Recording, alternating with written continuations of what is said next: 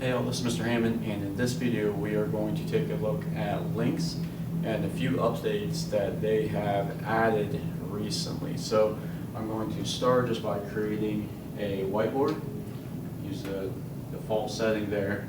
And the first thing you might notice if it has updated on your end is that some of these selection and writing tools are just a little different. They're a little smaller. And I kind of like this because if you select the pen, these icons are a lot smaller, and it doesn't necessarily make much of a difference when you're looking at it as a full screen, but it does when you're using it as split screen. When you're using it in split screen mode, you weren't actually able to select some of these icons because it would slide right past them, I noticed, but they did update that.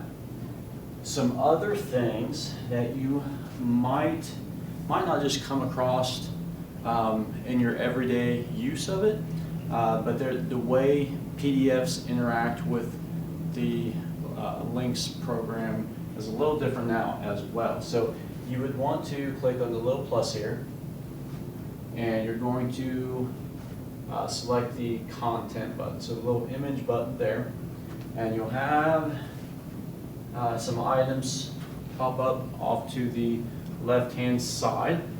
You can go, I believe you can go back home, and this is what you would see at first, and you can scroll through there. So anything you have on your Clevertouch machine, if anything you've downloaded to it, you would have access to. So as far as PDFs and things like that. So I have some PDFs in my downloads, as you can see here in the little red, the purple. You might see it are picture files.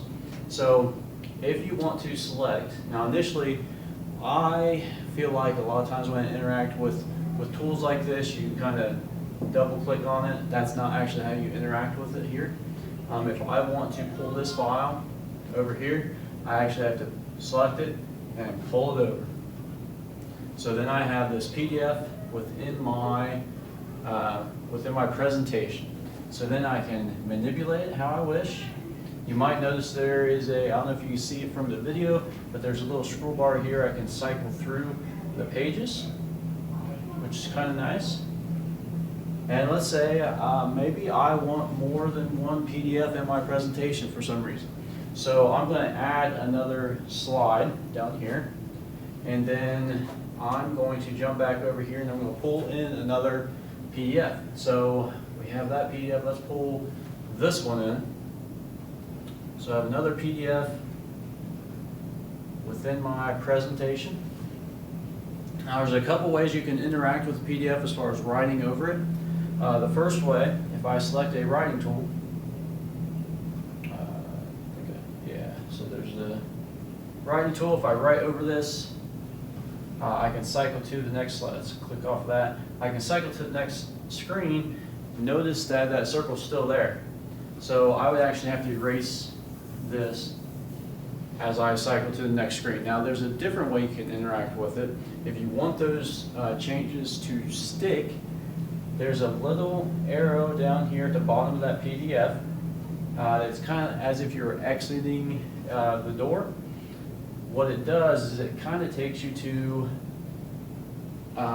this PDF as an excursion, and so to speak. So it kind of pulls you off to the side. You can edit this as you wish. So I want to draw some attention to that. Hey, make sure you look at this. Let's go to the next slide. Yeah, I want you to read that. Check this out, and so on and so forth. And then when I'm done with that, a little up arrow appeared over here when I created that excursion. So I'll click on that, and it takes me back to the normal slide. Notice the changes stuck this time.